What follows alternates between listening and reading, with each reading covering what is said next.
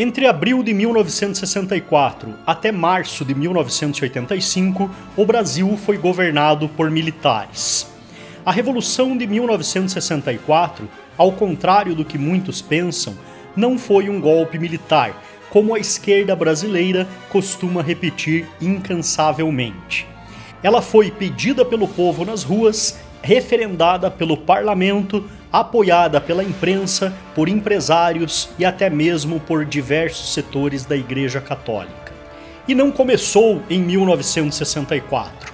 Ela foi resultado de 4 décadas de tentativas dos comunistas tomarem o poder no país. O erro de muitas pessoas que julgam o governo militar brasileiro é não conhecer os reais motivos do porquê ele foi implantado. E por isso, antes de falarmos sobre ele, precisamos saber o que aconteceu antes e quais os riscos que o nosso país estava enfrentando. Nesse vídeo, você vai conhecer a verdadeira história do governo militar no Brasil.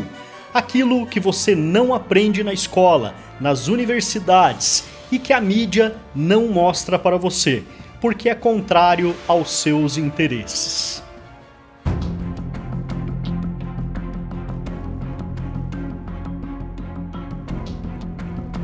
Após a Revolução Russa de 1917, Vladimir Lenin começa a colocar em prática sua política de expansão mundial do comunismo e inicia com a implantação de partidos comunistas nos moldes do soviético em todo o mundo. Entre suas ações está a infiltração de agentes em organizações militares para ações de propaganda e agitação. Nesse contexto, em 25 de março de 1922, nasce o Partido Comunista Brasileiro, o PCB. O partido seguia ordens diretas de Moscou e era financiado por eles. Sua missão era a implantação do modelo comunista no país, mas para isso precisavam antes preparar o terreno. Em 1927, começaram a colocar suas ordens em prática, criando uma frente operária e um movimento campesino que acabaria dando origem ao Movimento Sem Terra. Também um movimento de infiltração nos quartéis. Foi dessa forma que, em março de 1931, Luiz Carlos Prestes, capitão do Exército, influenciado pelo PCB, aderiu ao movimento comunista. Em abril de 1935, o capitão Prestes foi incumbido pela Internacional Comunista a promover um levante armado no Brasil. O objetivo era derrubar o presidente Getúlio Vargas e tomar o poder. Na época, as opções não eram boas. De um lado estavam comunistas e socialistas, do outro, fascistas, integralistas e nazistas. E no meio, a população conservadora que não queria nenhum dos modelos de governo, ambos ditatoriais.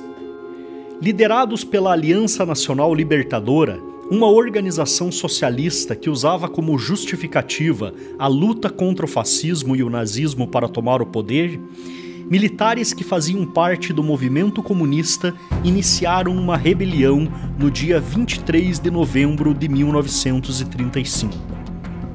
Participaram quartéis de todo o país, mas devido à falta de organização do movimento e falta de apoio popular, foram derrotados pelo exército, que evitou assim a primeira tentativa de golpe de Estado comunista no Brasil.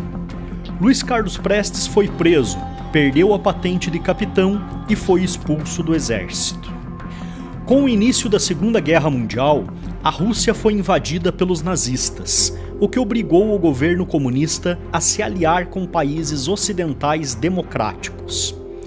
Seguindo orientações do ditador Joseph Stalin, o PCB passa a apoiar o ditador integralista Getúlio Vargas. Ideologicamente, não fazia nenhum sentido, mas na luta pelo poder as coisas nem sempre precisam fazer sentido. Apenas após o término da Segunda Guerra Mundial, tudo voltou a ser como antes. O governo do Brasil agora estava nas mãos do militar Eurico Gaspar Dutra, e a União Soviética passou a ser liderada pelo primeiro-ministro e secretário-geral do Partido Comunista, Nikita Khrushchev. O objetivo dos comunistas de desestabilizar os governos democráticos em todo o mundo voltou a ser colocado em prática. E dessa forma, o PCB tornou a promover agitações e uma política conspirativa para desestabilizar o governo Dutra. Uma das estratégias usadas pelos comunistas era a infiltração em universidades, em movimentos estudantis e o recrutamento de professores e intelectuais, formando assim um pensamento de que o comunismo era a estrada para a justiça social e tornando a doutrina marxista como algo revolucionário e romântico aos olhos de muitas pessoas. Moscou financiava jornalistas e intelectuais na Europa e nas Américas desde os anos 30, com o objetivo de difundir as ideias da utopia comunista, fazer uma falsa propaganda das maravilhas realizadas em seu país e criar uma visão de mundo perfeito. Enquanto isso, milhões de soviéticos morriam de fome ou eram executados a mando do Partido Comunista. Dessa forma, ser um comunista agora era sinônimo de intelectualidade e superioridade moral. Ser um rebelde que lutava por justiça social e contra o sistema opressor dos conservadores. Mas, na verdade, não passavam de marionetes nas mãos do governo soviético, servindo sempre para seus próprios propósitos de domínio global. Porém, apesar dos esforços, a chegada ao poder de forma democrática não estava funcionando, já que a maioria da população não queria os comunistas no poder. Em nosso continente, com a vitória de Fidel Castro e Che Guevara na Revolução Cubana, o Partido Comunista Brasileiro começou a defender a ideia de que a Revolução Armada era a única solução progressista para os problemas brasileiros. O Brasil era considerado pela União Soviética como um território estratégico, já que além de sua riqueza e dimensões continentais, fazia fronteira com quase todos os países da América Latina e ficava muito próximo dos Estados Unidos, seu principal rival. Se o Brasil fosse dominado, a vitória no restante da América seria praticamente garantida. E foram por esses motivos que no início da década de 60, o Brasil passou a viver seu maior período de instabilidade política, social, militar e institucional.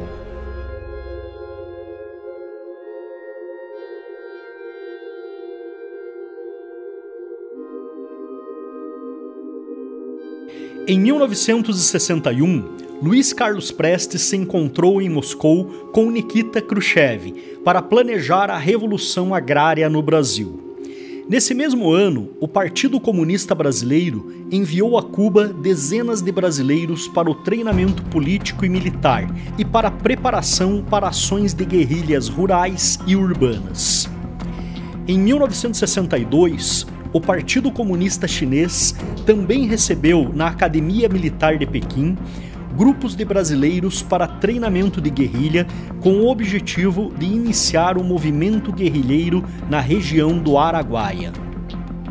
Ao mesmo tempo, no nordeste do Brasil, Francisco Julião formava as chamadas Ligas Camponesas, com militantes formados em Cuba.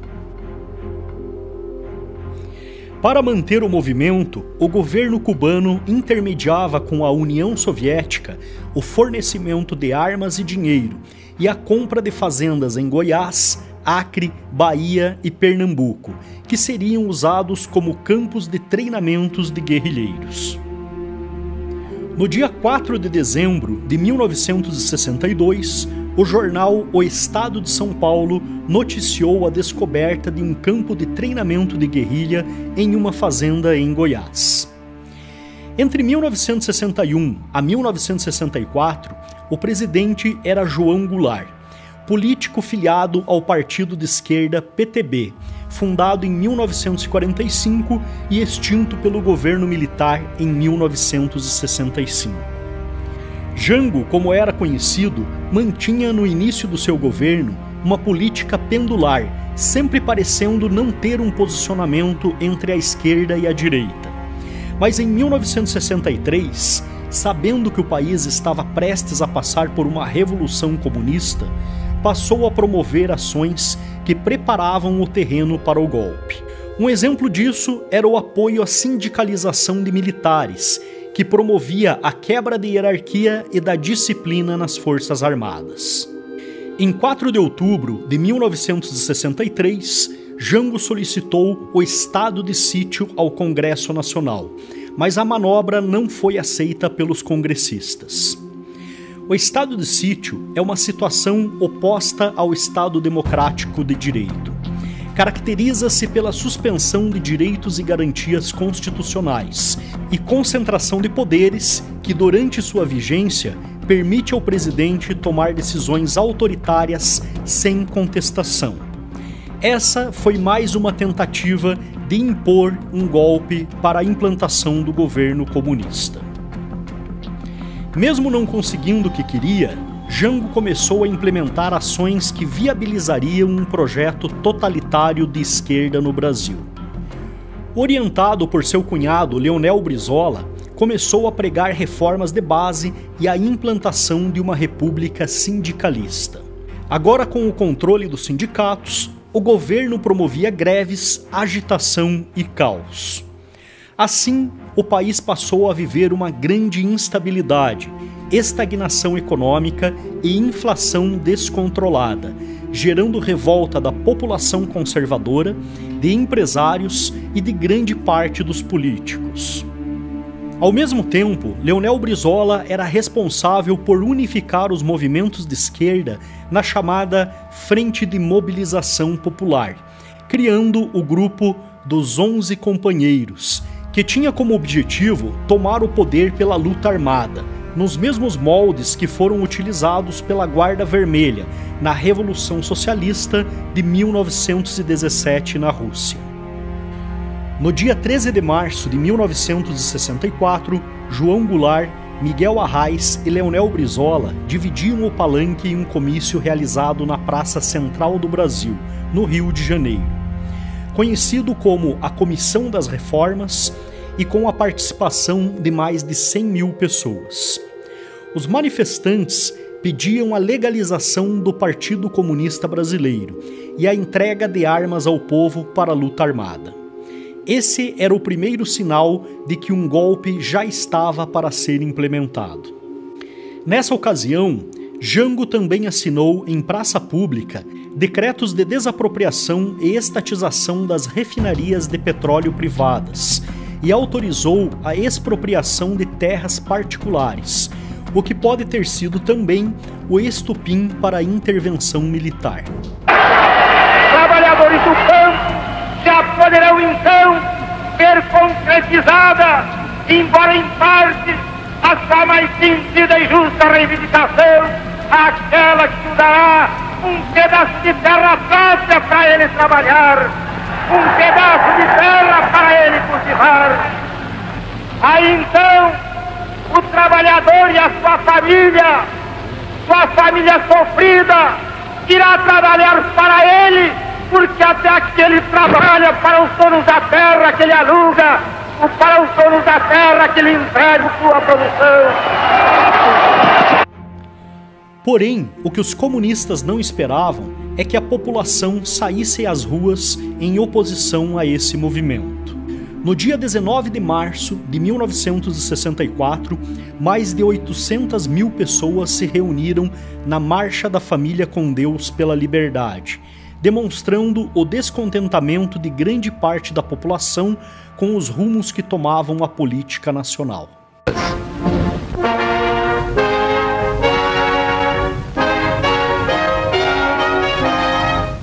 No dia consagrado ao mártir de nossa independência, realizou-se na capital a Marcha da Família com Deus pela Liberdade. Como nas outras capitais, foi revestida de completo êxito, numa demonstração de que o Brasil jamais será escravo de regimes que não condizem com os anseios de liberdade do povo brasileiro em geral.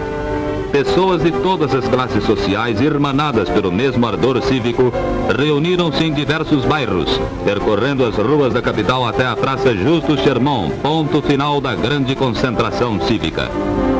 Milhares e milhares de pessoas vieram para as ruas para participar ativamente da grande manifestação pública de repúdio àqueles que queriam inverter a ordem e a disciplina das coisas tão intimamente ligadas à família brasileira. No dia 20 de março, apoiados por Brizola e pela CGT, a Associação dos Marinheiros e Fuzileiros Navais do Brasil declarou um motim, dando início a uma série de outras rebeliões nas Forças Armadas. Em Niterói, foi realizado na sede do Sindicato dos Operários Navais um congresso continental em solidariedade a Cuba, com a participação de delegações de partidos comunistas latino-americanos. Nessa ocasião, Luiz Carlos Prestes manifestou abertamente sua intenção de transformar o Brasil na primeira nação da América do Sul a seguir o modelo de Cuba, se tornando uma nação comunista. Em 29 de março de 1964, João Goulart compareceu à sede do Automóvel Clube para uma homenagem da Associação dos Sargentos da Polícia Militar. Em seu discurso, defendeu a mudança da Constituição para que ele pudesse concorrer à reeleição em 1965, desagradando assim seus opositores que iriam concorrer às eleições. Segundo registros, o golpe da esquerda já estava preparado para acontecer em 1º de maio de 1964, caso o Congresso Nacional não aprovasse a mudança pedida por João Goulart. Nesse cenário tenso, a imprensa, empresários, setores da Igreja Católica e a maior parte do Congresso Nacional começaram a pressionar as Forças Armadas para conterem os comunistas no Brasil. E foi assim que o general Olímpio Mourão Filho resolveu partir com suas tropas do estado de Minas Gerais com destino ao Rio de Janeiro. O general Castelo Branco ainda tentou impedir o levante e telefonou para o governador de Minas Gerais, Magalhães Pinto. Mas o governador argumentou que uma vez iniciada a revolução, seria um erro parar, pois isso daria chances para os comunistas se organizarem e promoverem também ações de retaliação, ou até mesmo consumarem o golpe planejado. A ação do general Olímpio foi muito bem orquestrada, e a esquerda não conseguiu organizar nenhum tipo de reação. Até uma greve geral que estava programada acabou fracassando. João Goulart fugiu para Brasília e em seguida tomou um avião com destino a Porto Alegre, onde seu cunhado Leonel Brizola organizava a resistência armada, mas acabou percebendo que não teria chances e fugiu para o exílio no Uruguai. No dia 2 de abril, o presidente da Câmara dos Deputados, Ranieri Mazzilli, assumiu a presidência provisória e milhões de pessoas lotaram ruas e praças do Brasil para comemorar a vitória contra os comunistas. Poucos dias depois, em 11 de abril de 1964, o general Castelo Branco, aclamado por grande parte da sociedade brasileira, pela imprensa e por vários setores da Igreja Católica, foi eleito presidente pela maioria do Congresso em eleições indiretas. Ele precisava de 238 votos para ser eleito em primeiro turno e acabou recebendo 361 votos. E assim assumiu a presidência no dia 15 de abril. Todos nós fomos derrotados em 64. O Partido Comunista, o Movimento Nacionalista e Democrático e também a classe operária. E a classe operária sofreu a pior derrota, que é a derrota sem luta. Recuou sem lutar. O contragolpe de 1964 pode ter sido um dos eventos mais importantes da história do Brasil, permitindo que nosso país ficasse livre da ameaça comunista e nos levando a um novo rumo nos anos seguintes. Mas essa história não termina por aqui. Os militares governaram o Brasil durante as 3 décadas seguintes, porém continuaram tendo que proteger o país da ameaça de grupos terroristas que insistiam em querer implantar no Brasil a ditadura do proletariado. Esse vídeo não termina por aqui, ele é apenas a primeira parte dessa história. Em breve nós publicaremos a segunda parte, contando a história desses 30 anos de governo, o desenvolvimento que o país teve, como acontecia a alternância de poder no primeiro escalão e quais foram os principais desafios que tanto o governo quanto a população brasileira tiveram que enfrentar. Mas para publicarmos esse novo episódio, nós precisamos da sua ajuda. E para isso, basta você se inscrever em nosso canal e compartilhar esse vídeo com o máximo de pessoas possível. Nós temos uma meta de acessos para alcançar, para assim podermos desenvolver o nosso próximo documentário. Então eu conto com vocês também para participar da história do nosso canal e nos ajudar a produzir melhores conteúdos para que você também possa ficar bem informado. Abraço e nos vemos no próximo vídeo.